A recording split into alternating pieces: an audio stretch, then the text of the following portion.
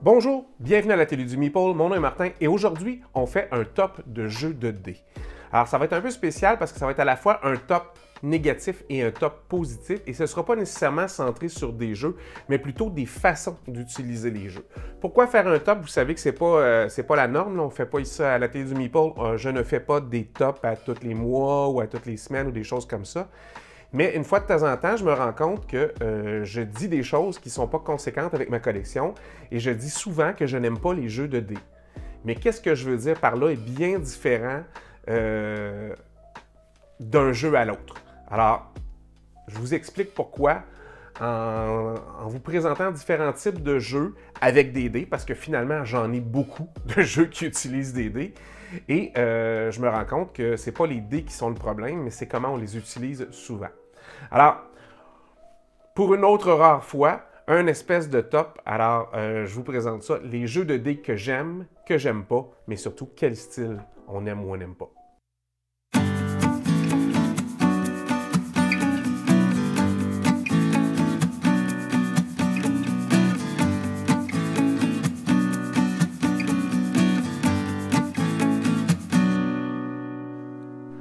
Alors, je vais commencer avec une mention spéciale qui ne fait pas partie du top du tout parce que c'est un jeu très abstrait.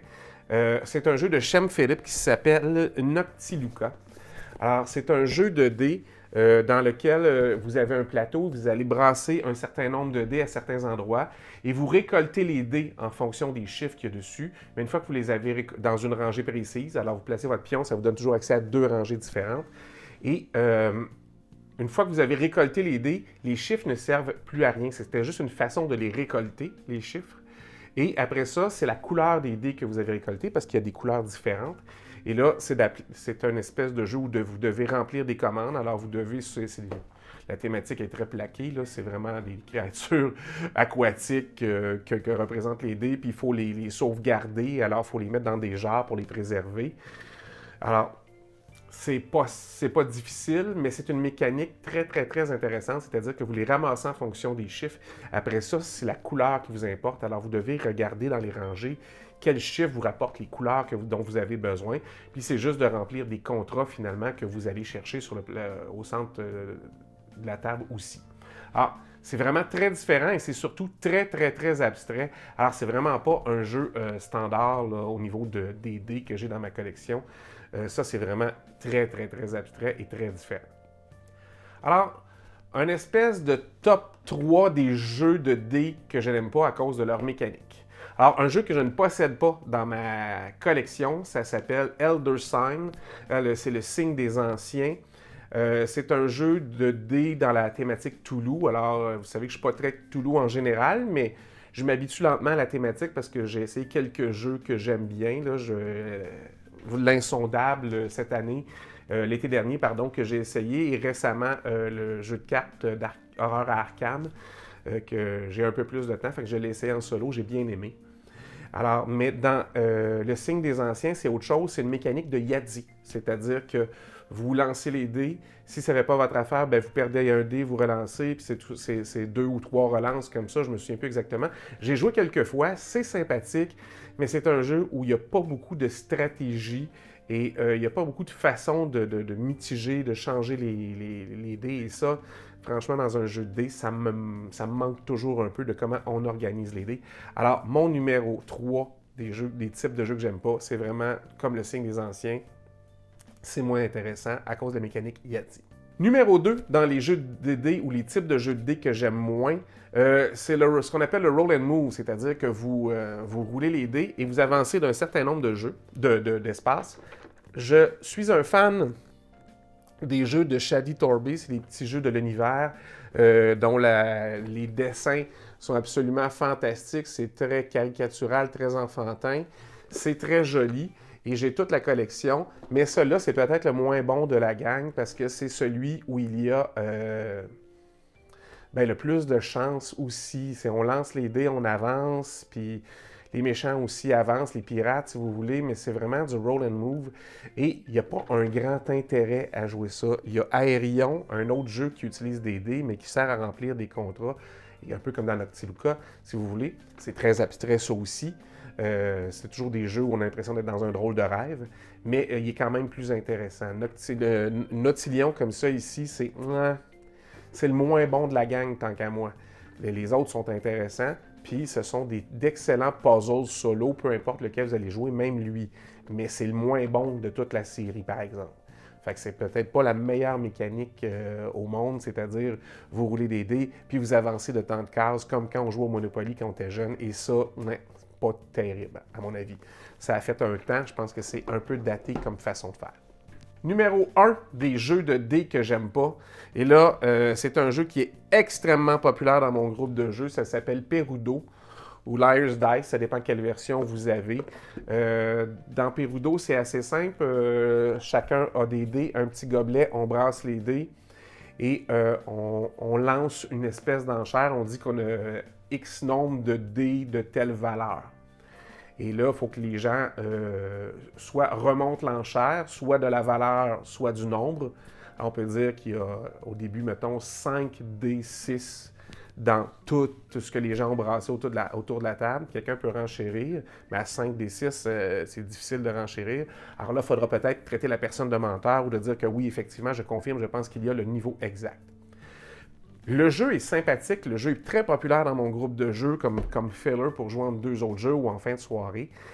Par contre, moi, même si je l'ai, parce que je sais que j'ai des amis qui aiment y jouer une fois de temps en temps, c'est pas ma mécanique préférée pour la simple et bonne raison que je ne suis pas bon en statistique et c'est toujours un effort très difficile pour mon cerveau de calculer ça. Alors, Perudo, au niveau des jeux de dés, c'est pas qu'il n'est pas intéressant. J'ai même déjà gagné une partie, là, mais parce que je me suis rendu compte que la personne bluffait en face de moi. Je trouvais que ça paraissait dans son visage. Mais c'est pas parce que j'étais particulièrement bon pour décrire pour calculer les statistiques, si vous voulez. Alors, Perudo, vraiment pas un choix numéro 1 pour moi dans le type de dés. C'est peut-être celui que j'aime le moins. Ou en tout cas, je vous dirais que les 3 jeux que j'aime pas, il n'y a pas d'ordre dans lequel je les déteste ou je les aime plus. C'est 3 mécaniques que je trouve un peu ordinaires, mais en même temps, ça n'empêche pas que le jeu peut être intéressant pour d'autres aspects. Ça fait beaucoup d'actions autour de la table, très très intéressant pour ça, pour vivre le moment avec les gens. Fait, ça fait ça pour ceux que je n'aime pas. C'était mon numéro 1. Alors maintenant, si on y allait pour les jeux de dés, en fait, les types de jeux de dés que j'apprécie davantage. Parce que finalement, comme je vous disais, dans ma collection, il y en a beaucoup. Alors, premier type de jeu que j'aime bien, je vous dirais Dice Hospitals. Dice Hospitals, pourquoi? Bien, tout le jeu se résume à faire augmenter la façade de vos dés. Fait que les dés sont roulés pour tout le monde au début et sont placés par le dernier joueur dans les ambulances et on doit récolter les dés. Alors, ça veut dire qu'on doit choisir 3 dés. Plus on les prend de valeur basse, plus ils seront longs à guérir. Puis, des fois, bien, on va prendre des ambulances où les dés sont déjà à 4, 5. Bien, ils vont être moins longs à guérir parce que si on vient au moment où on les guérit, alors chaque fois qu'on réussit à les guérir, bien, on les augmente de 1. S'ils sont pour passer de 6 à 7, eh bien, ils sont prêts à sortir de votre hôpital et plus vous en sortez en même temps, plus ça va être payant. Alors, il y a des factions asymétriques, il y a des façons de... Et tout le jeu est basé à comment vous allez faire pour contourner les règles, c'est-à-dire que vous avez toutes sortes de façons de, soit par les chiffres, soit par les couleurs de dés, de les augmenter, puis vous allez pouvoir construire d'autres salles dans votre hôpital qui vont guérir autrement les patients. Ou bien vous allez engager des spécialistes, puis ça vous donne des petits meeples qui font des actions différentes, et quand c'est ce spécialiste-là qui fait l'action, il y a un bonus. Alors tout le jeu est vraiment construit autour de comment on va régler, comment on va guérir nos patients le plus efficacement possible pour qu'à chaque tour, on en sorte un maximum, ou au moins un tour sur 2, sur 3, qu'on ait une grosse sortie pour, en même temps, de patients pour faire un maximum de points. Le jeu de base est assez léger. Il y a de l'approbation de Dice Tower dessus. C'est vraiment... Ça a connu un certain succès quand c'est sorti. Mais le jeu est, somme toute, assez léger. Par contre, vous pouvez maintenant avoir l'extension des soins communautaires où il y a des femmes enceintes, où il y a où on va chercher des patients directement dans les rues de la ville avec l'ambulance. Puis on doit aussi tenir compte de ceux qu'on n'a pas eu le temps de ramasser dans ce tour-là, qui vont continuer à dépérir jusqu'au prochain tour de jeu. Ça ajoute beaucoup et c'est plein de façons de faire avec les dés, mais encore une fois, les dés sont tous lancés en même temps. Alors, c'est la même chose pour tout le monde. Qu'est-ce que vous allez ramasser cette fois-ci? Allez-vous prendre les dés les plus bas pour être sûr d'être le premier joueur la prochaine fois, puis avoir un meilleur choix? C'est vraiment, vraiment, vraiment très intéressant.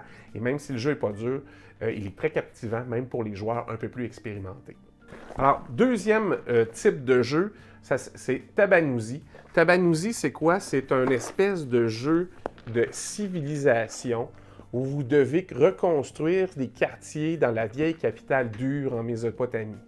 Et là, à chaque quartier correspond un pool de dés qui est brassé d'un tour à l'autre et et quand un secteur est épuisé, bien, ça déclenche la fin d'un tour. Et on rebrasse les dés qui sont disponibles pour cette section-là. Mais à chaque fois, chaque quartier a une couleur de dés. Et chaque quartier, quand vous allez construire dedans, en dépensant des dés puis d'autres ressources, bien, vous allez pouvoir augmenter vos bonus. Parce que quand vous allez construire sur la carte. Puis sur la carte, il y a des bonus à aller chercher.